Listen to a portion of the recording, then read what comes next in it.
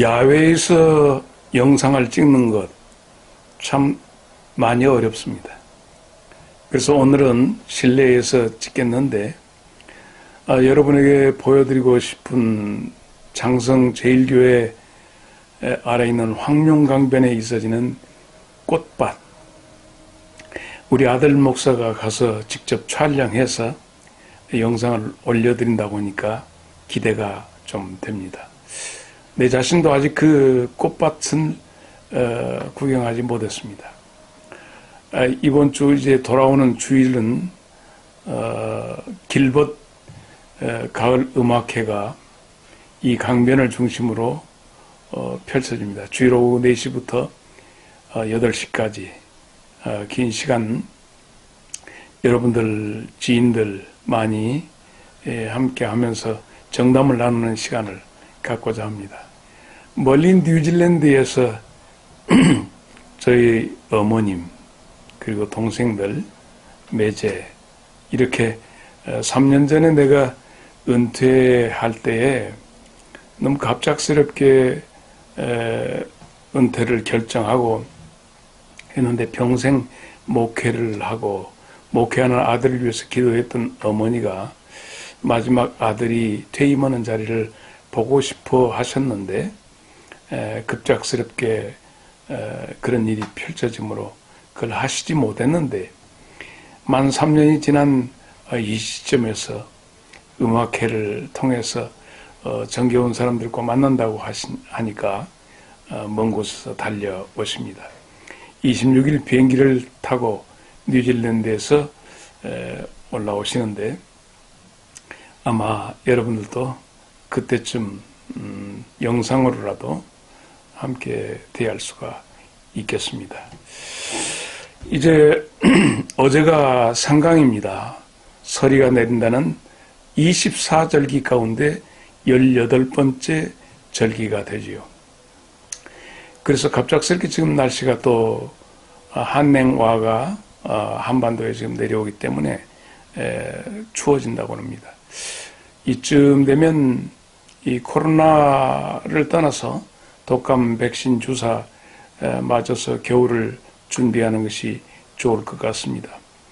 금년 겨울은 엘니뇨 현상이 아니라 라니냐 현상에 의해서, 그러니까 저 남미 쪽에서부터 불어오는 바람이 만들어내는 라니냐 현상 때문에 좀 많이 추울 것 같다, 그런 얘기를 합니다.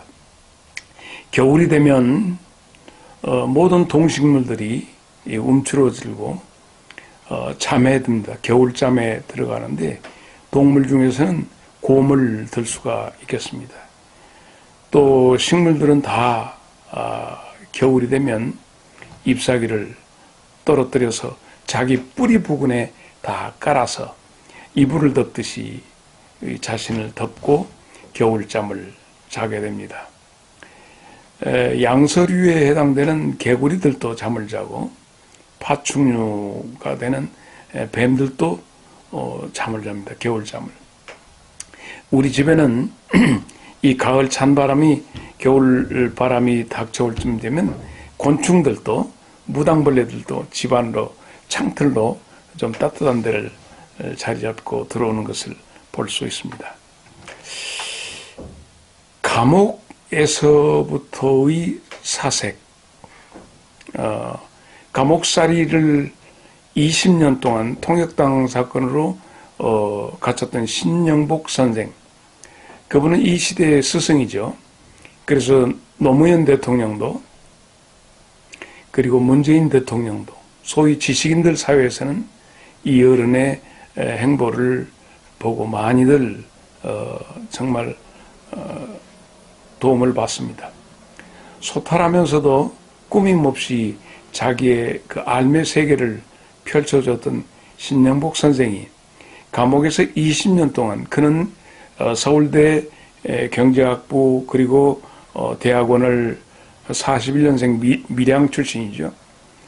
해가지고 숙명여대에서 경제학 강의를 하다가 이제 군대 갈 쯤이 되니까 대체복무로 육군사관학교에서 경제학 교수를 했습니다.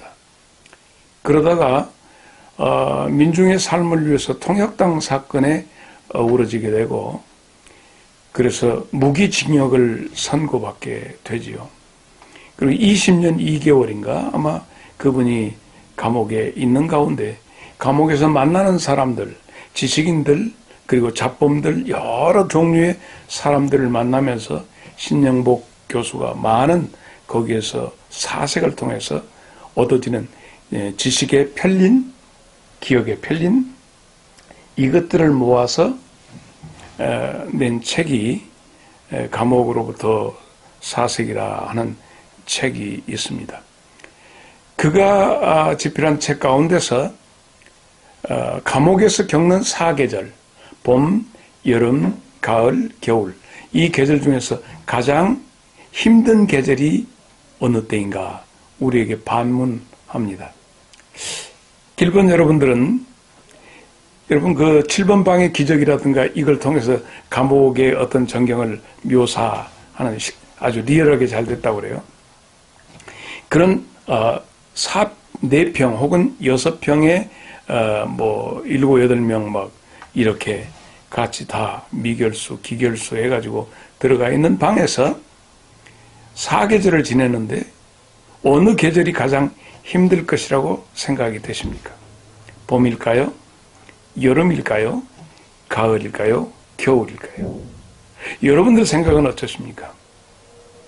많은 사람들이 겨울의 혹독한 추위에 얼마나 불도 제대로 들어오지 않는 감옥에서 힘들까 생각하시겠지만 신영복 교수는 우리들한테 그렇게 얘기합니다.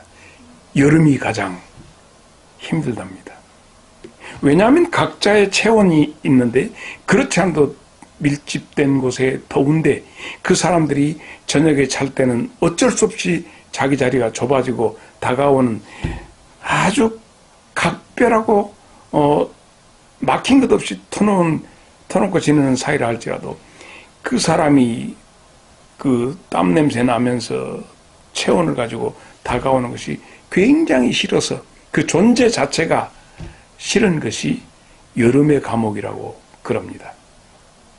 나는 여러분들과 더불어서 지금 욥기의 말씀의 오솔길을 걷고 있는데 이제 나는 신영복 선생의 그 얘기를 듣고 욥기를 들여다보는 가운데서 아하, 욥의 세 친구들과 욥과의 관계가 언뜻 대비되어서 내게 다가왔습니다.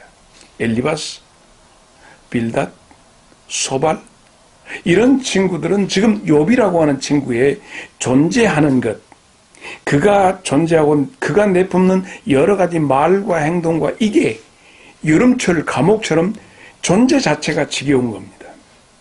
그래서 자꾸 그를 밀어내려고 합니다. 반면에 욥은 겨울 감옥살이를 하는 것 같아요. 그가 겪는 고통과 그 아픔의 모든 것들이 차곡차곡 그의 삶의 뿌리로 이불처럼 덮여져 갑니다. 그래서 차라리 너희들이 뭐 말하는 것보다 내 말을 들어주는 것 자체가 내게 위로가 된다. 여러분은 지금 어떤 계절을 살고 계십니까? 봄날입니까? 봄날은 간다. 여름입니까? 누구로부터 내 존재에 대해서 배척을 당해보지는 않았습니까? 가을입니까? 모든 것이 다 내게서부터 추수해야 할, 거둬들여야 할 겨울입니까? 사람의 온기가 그리워지고 누군가가 내 곁에 있기를 바라는 그런 계절을 살고 계십니까? 나는 여러분과 함께 욥기를 대하면서 감옥의 여름을 살고 있는 세 친구와 감옥의 겨울을 살고 있는 욥의 이런 부딪혀지는 모습을 통해서 오늘 말씀을 더듬어 들어가 보려고 합니다. 오늘은 엘리바스가 욥에 대해서 22장 욥에 대해서 여름의 삶을 살고 있는 엘리바스가 욥을 밀어내는 모습을 보게 됩니다. 여기에 비해서 욥은 그 친구들의 밀어냄을 통해서 그는 23장 24장 2장에 의해서 자기 자신의 외롭고 추운 차가운 어떤 것에서 그 온기를 느끼고자 하는 그런 바람이 있어집니다. 그러므로 오늘은 22장, 23장, 24장 세 장을 같이 여러분과 함께 한번 달려보겠습니다. 오늘은 여기 22장에 엘리바스가 욥에게 얘기합니다. 욥에게 1절부터 30절까지 말씀인데 1절로 11절에 엘리바스는 욥에게 그런 얘기를 합니다. 사람이 산다고 하는 것이 과연 하나님에게 유익이 될 수 있는가 반문합니다. 똑똑한 인생은 하나님에게 유익을 줄 수 있을까? 가끔은 우리들이 하나님에 대해서 왜 그러냐고 탄원도 합니다. 왜 그러시냐고, 하나님, 내가 뭐라도 되는 것처럼, 내가 특별한 존재가 되는 것처럼 그런 경우가 있습니다. 엘리바스는 욥에게 묻습니다. 똑똑한 인생을 살면 하나님에게 유익이 될까? 아니면 네가 영민한 인생이라고 해서 하나님에게 유익이 될까? 아니면 네가 의롭다고 생각하는 네 자신이 하나님에게 유익이 되겠는가? 아니면 흠없이 인생을 살았다고 해서 하나님에게 도대체 무엇이 유익이 되겠는가? 하는 것을 묻는 것입니다. 그리고는 엘리바스는 욥에게 왜 자네가 이 지경이 되었다고 생각하는가? 왜 하나님이 자네를 이 지경으로 만들었다고 생각하고 있는가? 자네 말처럼 자네가 경건하게 살았기 때문에 지금 이렇게 망한 모습이 되었다고 생각하는가? 그래서 엘리바스는 얘기합니다. 나는 내 생각에는 분명히 자네에게 우리가 모르는 어떤 무서운 죄가 자네에게 있다고 생각하네. 그 죄가 너무 크고 엄청나기 때문에 오늘 자네의 꼴이 되어 있다고 보네요. 자네의 죄목을 내가 유추해서 생각하기에는 형제들의 어떤 재산을 늑탈했거나 또 당연히 자선을 베풀어야 하는데 자선을 베풀지 않았거나 자네에게 있어지는 어떤 권력을 남용했거나 혹은 사회적 약자를 착취했거나 분명히 그랬을 거야. 그랬기 때문에 이 지경이 됐지. 모르긴 해도 자네 앞날이 더 험해질 거야. 이것이 바로 엘리바스가 욥에게 말하는 1절부터 22장 1절부터 11절의 내용입니다. 그래서 12절부터 21절까지 하나님은 알고 계신단 말이야. 이 친구야. 자네 말은 하나님이 자네 사정을 몰라준다고 그렇게 얘기하는데 하나님은 철저하게 자네를 파악하고 계신데 자네가 하는 그 사고력 또 지금 나타나는 그 모습을 보면 악한 자와 다를 바가 없네 그렇게 합니다. 방금 자네가 얘기한 대로 그러면서 욥이 이 앞에 21장에 욥이 얘기했던 그 내용을 그대로 따와서 묘하게 변질시켜 버립니다. 자기의 논리로 이렇게 하면서 욥의 이야기를 그대로 따옵니다. 소위 말해서 요즘 논문이 나오는데 다른 사람 논문을 갖다가 해가지고 논문 형태를 유지하는 것 같이 욥기 21장 14절로 16절에 욥이 했던 이야기를 그대로 가져와서 자기 얘기처럼 그렇게 얘기해요. 악한 자들이 말이지 하나님은 필요 없다. 하나님 뭐 어떻게 내가 기도합니까? 등등 욥이 얘기했던 그 악한 자들의 그 하나님 없이도 살 수 있다는 그런 얘기를 욥의 삶에다가 그대로 반사시켜서 저들의 그 모습을 나도 용납할 수 없네. 그러면서 이렇게 사는 자들은 패망하고 망할 때의 모습을 보고 의로운 자들과 죄 없는 자들은 악인의 멸망에 대해서 굉장히 기뻐하고 손뼉을 치네. 그러면서 묘하게 욥을 거기에다가 더 씌우는 겁니다. 욥의 모습. 자네가 지금 그 꼴을 당했는데 악인들의 모습이 되었는데 나는 마냥 그것을 자네가 그렇게 악인의 어떤 보응을 받는 일에 박수를 그냥 칠 수 없네. 그래서 이 모습을 보면서 나는 징벌을 받고 있는 자네를 박수 칠 수 없어서 나는 자네에게 친구이기 때문에 몇 마디 말을 하네. 지금이라도 하나님과 화해하시게. 하나님과 화해해서 하나님과 원수로 지내지 말고 하나님과 화해하시게. 이것이 자네에게 복이 될 거야. 그렇게 하면서 엘리바스는 20절로 22절로 30절에 얘기합니다. 제발 부탁하는데 하나님 말씀 좀 가슴에다 새기시게. 내가 하나님 말씀을 자네에게 얘기하네마는 자네 집에서부터 악을 다 제거하시게. 그러면 회복될 거야. 악을 제거하는 방법은 자네 집에 지금 아직도 남아있는 금은 보물들이 들어있을 거야. 그런데 이것들을 갖다가 저 산야에다가 산속에다가 아주 계곡에다가 다 던져버려. 금을 다 던져버려. 멀리 던져버려. 그러면 하나님이 자네의 보물이 될 거예요. 하나님께서 자네 집에 있는 그 온갖 그 물질을 의존하던 거 다 던져버리면 하나님이 자네에게 보물이 되어주고 그렇게 되면 자네가 잃어버린 기쁨을 회복하게 될 것입니다. 그리고 자네 기도도 들어주실 거야. 엘리바스는 그렇게 얘기합니다. 그렇게 되면 형통하게 되네. 그리고 자네가 지금 겪고 있는 이 천박하기 그지없는 굴욕에서도 벗어나게 될 것이고 하나님은 겸손한 자를 높이시네. 그러니 겸손하고 정결하게 하나님 앞에 회개하시게. 그러면 몇 날이 못 되어서 자네가 옛날에 하는 것처럼 죄인들을 구원해내는 도구로 하나님이 자네를 사용하실 거네.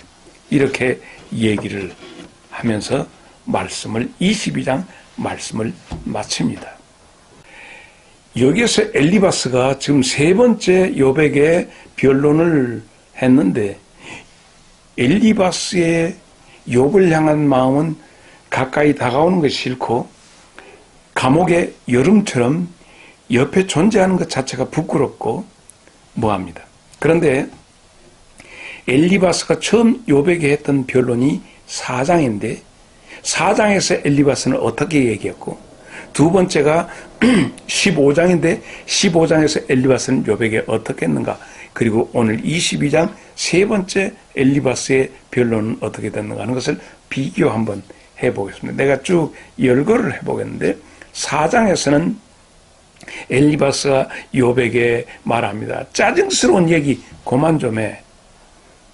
한때 당당하게 다른 사람에게 어려운 일 당하고 고난당하는 사람에게 당당하게 설교했던 너. 근데 정작 네가 그 일 당하고 나니까 너는 그 일을 견디지 못하고 비실비실 하는거. 그래서 보면 설교하던 네가 정작 그 일을 네가 당하니까 네가 쩔쩔매는 모습이 우습다. 인생은 하루살이야 하면서 욥에게 질타를 얻은 엘리바스 4장의 내용.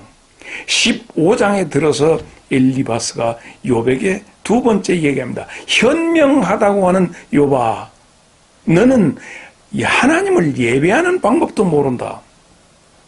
그래서 인간이 똑똑하면 얼마나 똑똑하냐. 네가 인류의 최초의 인간이냐?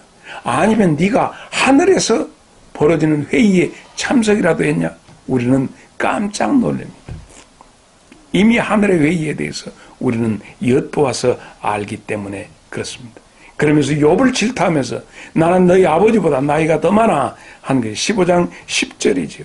엘리바스가 이렇게 얘기합니다. 그래서 악한 자의 말로는 참으로 비참하다 하는 것이 15장 엘리바스 두 번째 논리였습니다. 그리고 오늘 세 번째 논리에서는 욥이 했던 말을 교묘히 변질시켜서 욥을 공격합니다.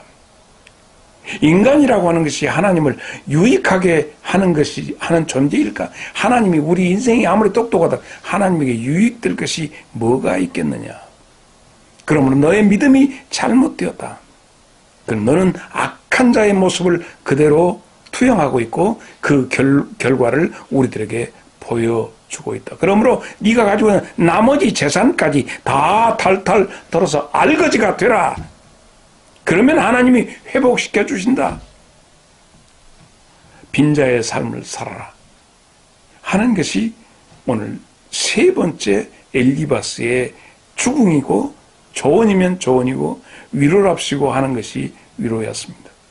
그럼 여기서 욥은 도대체 어떻게 대답을 하는 것일까 하는 것이 궁금하지 않을 수가 없습니다. 23장과 24장에 욥이 이 얘기를 합니다. 23장 1절로 7절에 이 얘기합니다. 오 하나님 어디 계십니까? 친구들과 도무지 대화가 되지 않고 친구들이 계속해서 그를 밀어서 물속에다가 진구랑탱에다가 다시 집어넣고 넣어 지적질을 하고 있습니다. 하나님 내가 더 얼마나 아파야 합니까? 들어주는 것이 위로라고 얘기했는데도 그들은 듣지 않고 그들을 공격합니다. 하나님 나오고 지금 다투십니까? 그런데 바로 아니다. 나는 그분을 만나면 분명히 오늘 벌어진 1년에 내게 일어난 모든 일련의 일들에 대해서 말씀해 주실 것이다. 그때 그 말씀 들으면 지금 내가 가지고 있는 이 물음에 대해서 나는 답을 얻게 될 것이다. 그날이 빨리 왔으면 좋겠다 하는 것이 1절로 7절의 말씀입니다. 8절로 14절에 그런데 도무지 그분을 만날 수가 없구나 이렇게 얘기합니다. 그분을 만날 수 없으니 어찌할꼬 분명히 내 삶의 주변, 내 언저리에 고통받고 있는 이 언저리 주변에 그분의 신기척을 느낄 수 있는데 내가 그분을 느껴지기는 하나 그분을 만나 뵐 수가 없다. 그러나 그분은 내 길을 아시나니 내가 정금같이 이 몸부림치는데 여기서 내 결점이 아마 없음을 하나님은 알아주실 것이다. 내 걸음을 하나님은 아실 것인데 나는 밥을 먹는 것보다도 아까 엘리바스가 말씀을 가슴에 새기라고 합니다. 내가 밥을 먹는 것보다 하나님의 말씀을 내가 더 사랑했다. 밥보다도 그분의 말씀을 나는 더 사랑했다. 하지만 그분이 나를 이렇게 하시니 뉘라서 하나님이 내게 하시는 일을 못하게 가로막을 자가 있겠는가? 나는 안다. 비록 내가 지금 이 처절한 곳에 있지만 하나님이 나를 향한 계획, 그분의 계획이 태산처럼 많다는 것을 나는 안다. 이렇게 얘기합니다.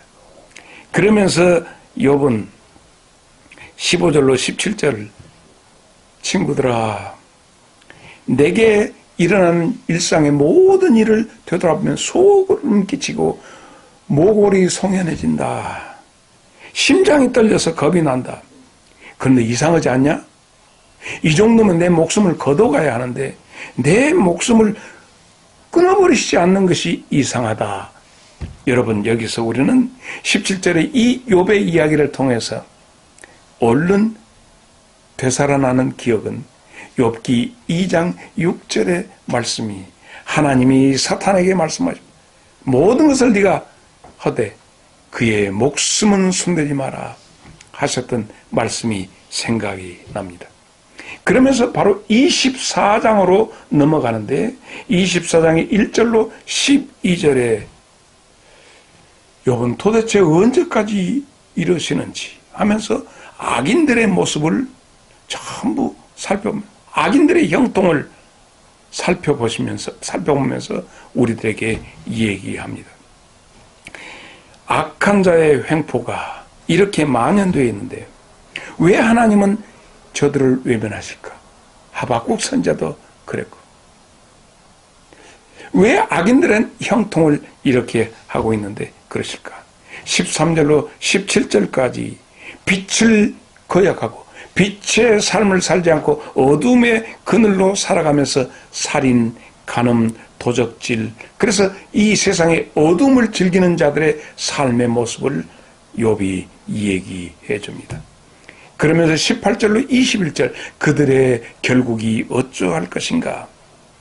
그들의 말로는 하나님이 하시는 심판이 그들을 기다리고 있다. 히브리서 9장 27절, 한 번 죽는 것은 하나님이 정하신 것이요 그 후에는 심판이 있으리니 하신 말씀처럼 욥은 이 신앙관을 가지고 있습니다. 22절로 25절에 하나님의 심판에 대해서 악인이 형통한 것 같지만 추수 때 이 한낫으로 다 제거해 버리시듯이 추수 때가 되면 24절에 그들의 모습이 추수 때에 추수하는 곡식과 다를 바가 없다. 여기서 또 생각나는 것은 마태복음 13장 28절로 30절에 가라지와 알곡이 함께 자라면서 가라지를 뽑을까요? 하니까 내비두어라. 오히려 곡식이 상할까 싶다. 추수 때까지 두게 된다 하는 말씀이 생각이 됩니다. 그러면서 25절에 욥이 결론을 내립니다. 자, 나의 신앙관이 이렇다. 그러므로 내 생각과 다르면 얘기해라. 나의 신앙관과 다르면 얘기해라. 내 말이 틀리면 반박해라 하면서 욥기 23장과 24장의 내용이 욥이 얘기하고 있습니다. 욥의 친구들은 여름살이를 하고 있습니다. 욥의 아내도 여름살이를 하는 모습이기 때문에 욥의 숨 냄새도 싫어했습니다. 어쩌면 많은 인류들이 여름살이를 하고 있지 않는가. 신영복 교수의 그 논리대로, 그 느낌대로 한다면 감옥에서의, 정말 이 세상살이가 감옥살인데, 감옥에서의 살면서 서로가 부대끼면서 그 사람을 사랑해서 껴안는 것이 아니라 밀어내는 우리의 일상이 되지 않는가. 이런 영적 정서를 가지고 목회를 하고 이런 영적 정서로 교회 항존직자가 되고 그런 자세로 사회생활을 하게 될 때 우리는 욥의 세 친구의 행태대로 살 수밖에 없습니다. 겨울을 나는 영성을 가진 욥의 영성을 들여다보면서 우리는 이 말씀에 오늘 매점을 하려고 합니다. 나는 어떤 계절을 사는가? 다음 시간에는 욥이 이렇게 얘기한 다음에 빌다시 거기에 대해서 대꾸를 하는데 우리의 절수로 1절로 6절의 짧은 부분을 하고 욥은 그들의 세 친구들에 대해서 26장부터 31장까지 긴 내용을 친구들의 모든 것에 대해서 종합적으로 그 느낌을 얘기하는 것이 욥기 31장까지입니다. 그런데 어쩌죠? 이번 주일 돌아오는 주일날은 길벗 음악회가 예상되어서 장성 청소년 수련관 강당에서 제가 은퇴한 지 3년이 되고 코로나로 인해서 많은 동료들이 마스크 쓰고 교회 생활하고 또 은퇴한 사람들도 모두 다 눌려 있었는데 자유로운 분위기에서 모처럼 보고 싶었던 친구들 함께 불러서 3주년 내가 하고 싶었던 음악회, 근데 뭐 음악의 뭐 레벨이 높거나 뭐 이런 것을 떠나서 보고 싶은 친구들 다 불러 모으는 자리입니다. 교우들도 온답니다. 저기 여러분들이 지금 온다고 하니까 굉장히 설레기도 합니다. 많이 오든지 어쩌든지 이 음악회를 하는데 그때 아마 아들 목사가 이거 지금 이 채널로 생중계 그 시간을 간다고 합니다. 음악회 부분을 약간 돌보고 원래 월요일날 보통 이 유튜브 촬영을 하는데 주일날 오후 시간이기 때문에 다음 주일날 영상 찍는 것은 그걸로 대신하자 이렇게 얘기를 지금 했습니다. 그리고 난 다음에 그 다음 시간에는 하나님의 사람 젊은 엘리후가 나타나서 모두를 책망합니다. 그리고 드디어 엘리후가 얘기한 다음에 하나님께서 저들에게 말씀해 주시는 내용으로 욥기가 끝납니다. 욥기가 끝난 다음에 어떤 말씀을 함께 나눌까는 지금부터 고민을 해보시면 되겠습니다. 기다려집니다. 여러분과 다음 시간에 만날 시간을 사모하면서 오늘 말씀은 여기에서 접겠습니다. 한 주간도 행복하시기를 기도합니다. 감사합니다.